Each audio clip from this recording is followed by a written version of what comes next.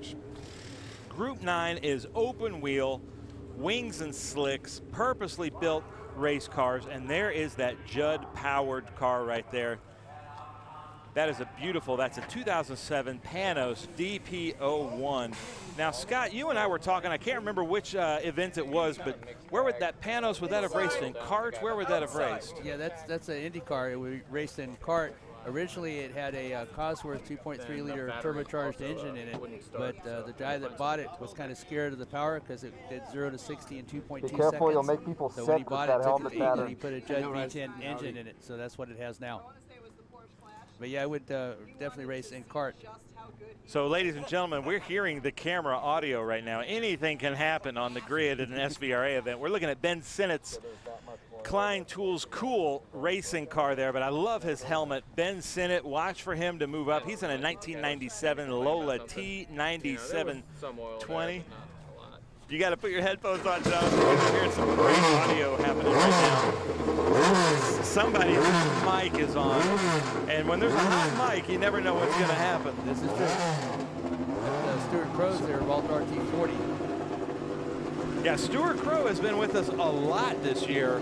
If you can hear us over this, that's you said a 1994 RT41, but he was all the way out with us on the West Coast, Laguna Seca and Sonoma, yes. And now he's out here with us there. Let's see, which car are we here? That looks like Mark Giroux's helmets. That's the direct way, and that is Mark Giroux, 1997 Lola T97. Then that's Scott Dick in a 2005 Dallara Infinity. Obviously Dallara, look, it says Scott Dixon, or did I say Scott Dick? I can't tell.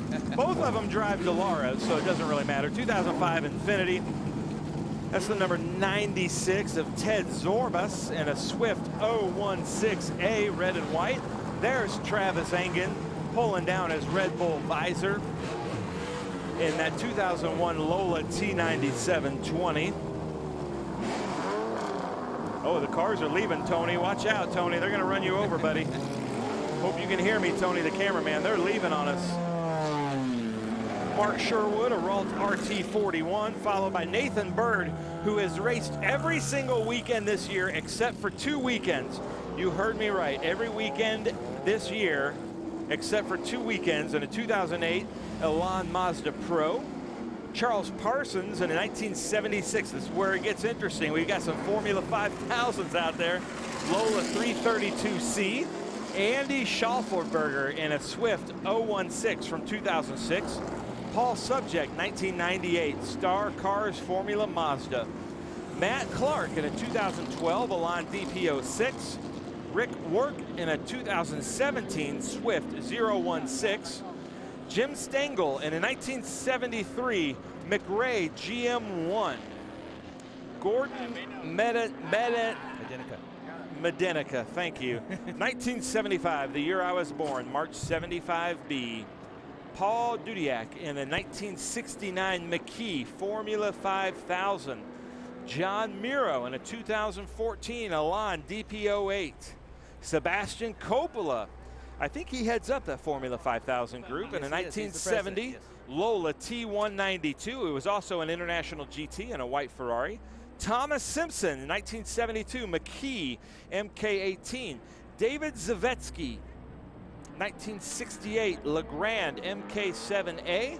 Mark Green in a 1988 Ralt RT5, and unfortunately Philip Lewis said he wasn't going to make it, but I think I see him back there in that orange car.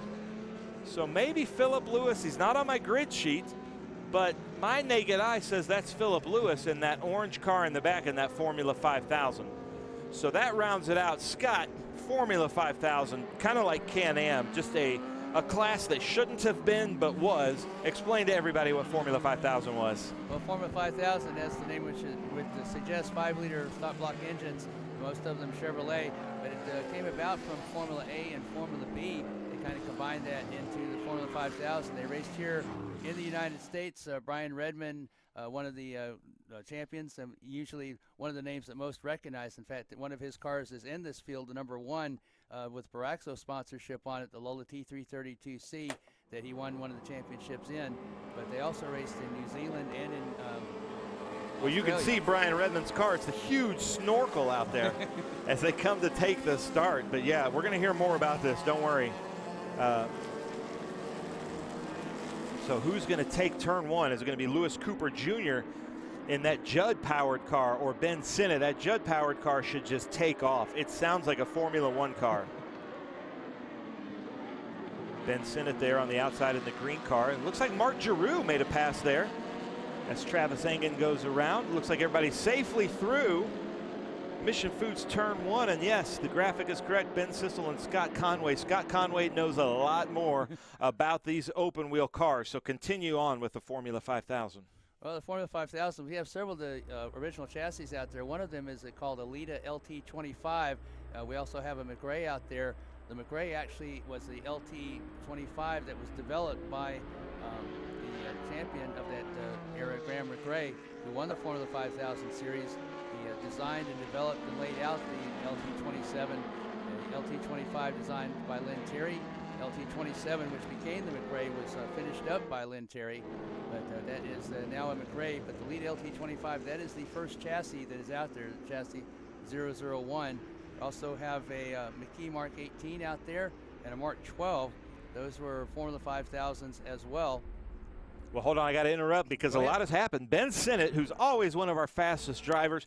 Peter Krause, if you're watching, you should be really proud because your student, Ben Sinnott, has become the master and has passed Lewis Cooper Jr. And I think maybe something's going on with Lewis Cooper Jr. because that car should be heating up a little bit more. And then there's Mark Giroux, and he told me it's Giroux. It sounds like kangaroo, he says. Followed by Stuart Crow in that number 3. Now, Stuart Crow, he's had this car for quite a long time. He's raced it in a lot of different series, and he's still developing this car. That's one thing you should know about vintage racing. We don't ever stop developing our own cars. As Stuart Crow looks inside there, and that should be that's Bruce Hamilton in that 2001 Swift. Look for Bruce to move up. Bruce is always one of our fastest drivers, races in all kinds of different series. Last time I saw Bruce, he was in LMP3. Yeah, Lola T9720 that Ben Sinnott is driving, that was raced in the Indy Lights Series, has a Buick 4.3-liter engine in it, and Tony Kanaan, Elio Castroneves, and Cristiano D'Amata finished first, second, and third back in 1997 in the Indy Lights Series. Stuart Crow, a Ralt America factory driver, that is the original tub chassis, and he is still developing that car, but he won the Formula 2000 National Championship in it, also finished third in the Formula Atlantic Series, winning at Mid-Ohio, that his only win. But he was a Ralt America factory driver, and he developed that car back in the day, and as you say, he still is developing it. Look at how Scott Dick is moving his head there in that number 2, moving it with the force of the car. A lot of G-forces, a lot of downforce on these open-wheel downforce wings and slicks cars, and you can see his head is taking a beating in there. Lots of G-forces. We go side by side into the toe of the boot. I think that's Giroux and Stuart Crow going side by side, and you don't see it really from this angle, beautiful angle from these drones, but that is a very cambered turn, but you're coming a lot more downhill than it's showing, so it's a very deceiving turn, and I can't tell if that's Giroux or Crow. It looks like Giroux getting up front in that direct way. That is Giroux in front of Crow, followed by Bruce Hamilton and Scott Dick. There's Travis Engen coming in his Indy Lights car. Travis Engen, I just really got to give it up for this man. One of my favorite people in the paddock. He has taught me so much about racing and vintage racing. He races in about 4 or 5 different classes a weekend, and just such a nice guy. Whenever I have questions about tracks or cars, I seem to always kind of go to Travis Engen because he always gives me a well-informed, honest answer. One of the Formula 5000 cars that's more interesting here is the Legrand. You don't necessarily hear Legrand mentioned in Formula 5000 much, but that was designed and developed by Red Legrand in the very early days, back when it was called Formula A, before it actually became known as Formula 5000. And Legrand, it was a very simple, straightforward design. It was easy to work on, and it was very fast until the competition became more sophisticated. And when it did, Legrand decided to switch to the small bore sports racing cars that bear his name, the Legrand. And then just behind Travis Engen, looks like somebody's trying to make a pass out here in what I'd call the DRS zone in this group. I'm waiting for those wings, and then that looks like that should be Nathan Bird. One of the coolest stories, yes it is. I spoke to him, and Dustin, his PR agent, texted me a lot during our broadcast that he started out the year trying to race every single weekend. I thought, there's no way you can't do that. There's not enough races. Turns out he's raced every single weekend but 2, and he wants to keep that as it's going because it just so happened there were no races 2 of those weekends. He would have still probably raced if he could have found somewhere to race. And just somebody trying to make it in professional motorsports. He won his International GT race this weekend. Always a great driver. Hasn't put a wheel wrong that I can remember this year. So if you're looking at some up-and-coming talent, look to Nathan Bird. Yeah, he was at Road Atlanta way back when we were in the early part of the Speed Tours season and won the F4 category at Road Atlanta. So a very talented driver, and he was the first winner in the International GT feature race. He came from quite a ways back, and through attrition and also through his good driving, managed to win that first race in the International GT feature. Now look at that. There's that Brian Redman. And when I think, Brian Redman raced and everything, but for some reason when I think of Brian Redman, that's the car. Yeah. And that's just badassery on wheels. It's just way too much engine, not enough support, way too much downforce. It's like too much of everything good and not enough of everything bad, and it just made for a lethal combination in those Formula 5000s. Yeah, that's chassis HU56, and it was driven by Brian Redman. It was purchased right from the factory by Carl Haas, who he drove for, and Haas Racing, and Redman winning many races in that particular car and won the championship in that particular car as well. I believe that is the one that was made into a Can-Am Profit, and then it was restored back to its original Paraxo #1 Brian Redman Formula 5000 livery. Now, I've talked to some IndyCar owners, and they come out to these races and look at these cars, and they're like, even before the Indy 500, their cars don't look as good as these cars. Something about the vintage drivers there, like Mark Sherwood in that 3A, they keep their cars looking so good because it's a point of pride for them. These are their babies. IndyCar drivers look at cars like tools, and our drivers look at these cars like it's their pride and joy. Well, SVRA's motto is some people collect art, we race it. And it's definitely art out there on the track, and these cars are priceless, they're collectibles, and they're out there racing them on the track where they should be. So ladies and gentlemen, if you're watching this at home, go to Speed Tour TV on YouTube, leave us a comment. If we're getting it wrong here in the announcer's booth, tell us why, what you'd like to see more of, what you'd like to hear less of, and give us some of your knowledge. We've got some experts out there watching this, so tell us what you would like to see here, and we're going to monitor the comments. Tell us also where you're watching from. There's a number 75 out there. That is a 1973 McRae GM1 that was designed and built by Graham McRae. This is chassis number 006, and it was built for the 72 Formula 5000 season. And a lot of these chassis are the original chassis that were raced back in the day. There's one out there that was what they believe was driven by Bernard Jourdain. The cars are beautiful, and they were so fast. They became the kind of basis for the Can-Am cars. They were basically Formula 5000 cars with Can-Am bodies on them, and a lot of these cars were developed into Can-Am cars and then again restored back to the Formula 5000, the liveries and the original engines and what have you that's in there. That beautiful green car, that number 69 there in the front, that is Gordon Medekina. That's how you were saying it, right, Scott? Medenica. Yes, sir. Okay. That's a 1975 March 75. Beautiful car. And I think that's Philip Lewis there in the orange car. So Philip and your crew, way to go. Get that on there. Philip always comes from almost the furthest away. He came this weekend from, I think he said, Bangkok. Sometimes he's come from Singapore. Sometimes he's come from Perth, Australia. We're Facebook friends, so he's a world traveler, always around the world doing business. So I'm sure he's had to remake several passports as much as he's traveling. And his crew guy drove like 3 hours to fix a part of his wheel. Then he gets back out there and he goes, sure enough, I break the transmission. So they had to work again to get it running, but he's running out there really fast. So Philip Lewis, man, keep at it. The March 75B that you were talking about, that was known as the March 722 in Europe. And this particular car that Medenica is driving, that is believed, it hasn't been documented, but they're pretty sure that that was the car driven by Gilles Villeneuve back in the Formula Atlantic days for Doug Sharson Racing. Doug Sharson was the great team owner for Gilles Villeneuve, and I believe later on Jacques Villeneuve as well, but definitely for Gilles. And that is the car that he drove, the great Formula One champion, and I was very privileged to see him at Road Atlanta, as Formula Atlanta used to be a support race, and they had great names in it like Howdy Holmes and Bill Brack, Jacques and Gilles Villeneuve. We were able to watch him at his best, and of course, you know, he was a magnificent driver. So we have a question here from Corey Bingham. Great question. So not the track, but the vintage equipment. Isn't there a worry about safety in these classics, or is there a speed limit? Not familiar with vintage racing. Well, first of all, welcome to vintage racing, the greatest, purest form of motorsports that I can think of. Yes, there is a huge worry about safety in vintage racing. No, there is no speed limit. And many times these drivers are going faster than they did back in the day because of better tire and shock technology. But we trust our drivers and the teams that take care of these cars to stress test the cars, to test the metal fatigue that's happening in some of these older cars like you're seeing there in that Formula 5000.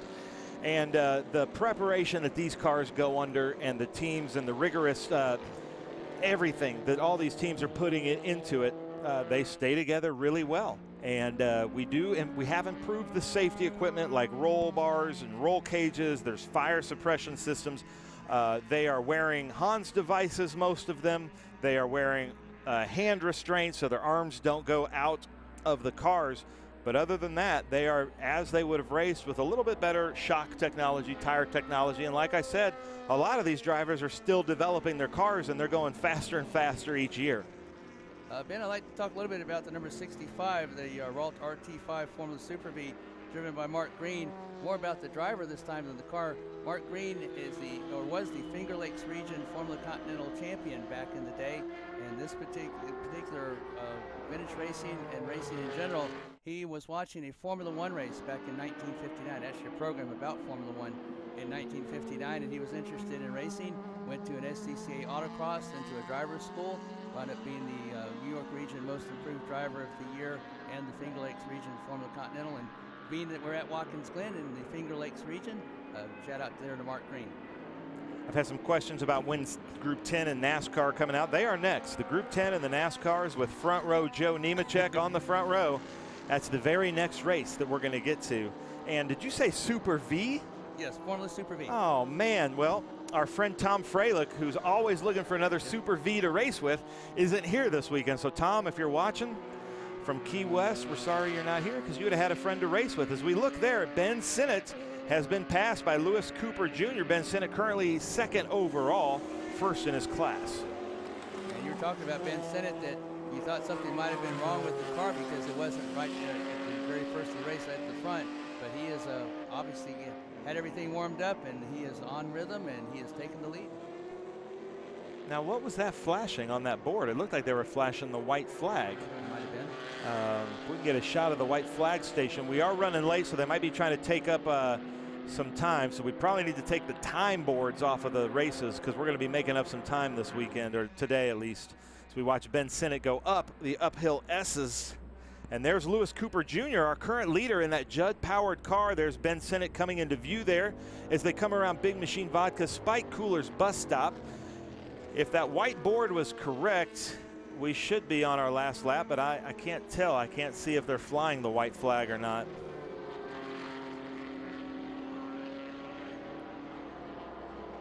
You can tell these are purpose-built. All right, I'm hearing cars, that's not the white flag, sorry. You can tell these are purpose-built cars. The way you just barely touch the steering wheel and that car just goes right through. Unlike the Trans Am cars that we had earlier in the day, where you kind of slid them to where you wanted to go and then go in. But now I'm seeing a graphic that is the final lap, so I'm not sure who to believe. Lewis Cooper Jr. taking it on the outside, on the sole of what we call the boot, because it's a boot shape here. Now in the heel of the boot. Look at the people there on the inside of the heel of the boot. Great viewing there as they come into WeatherTech, turn 9. A very deceiving turn here as this turn 9. And then you come up so close to the banding on those tires. So we're not sure. He might be coming up to the checker flag here as he comes around Franklin Road Apparel, turn 10 and 11.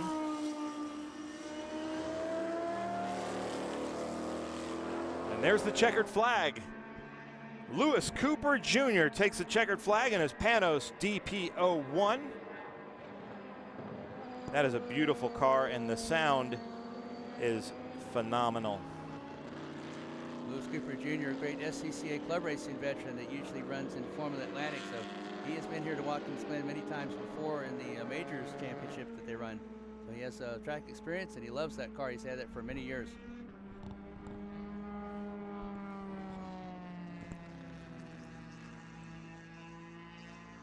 Great views. I've got to give it up to the corner workers here at Watkins Glen. They're doing a great job of displaying the blue flags when they should. Always on point. Look at that thumbs up.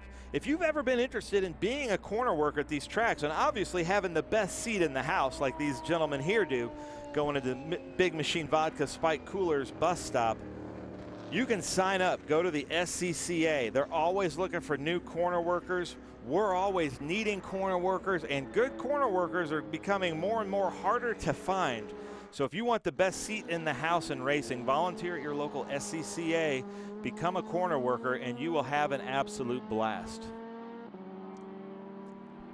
Some great overhead shots here from our green flight drone with green light.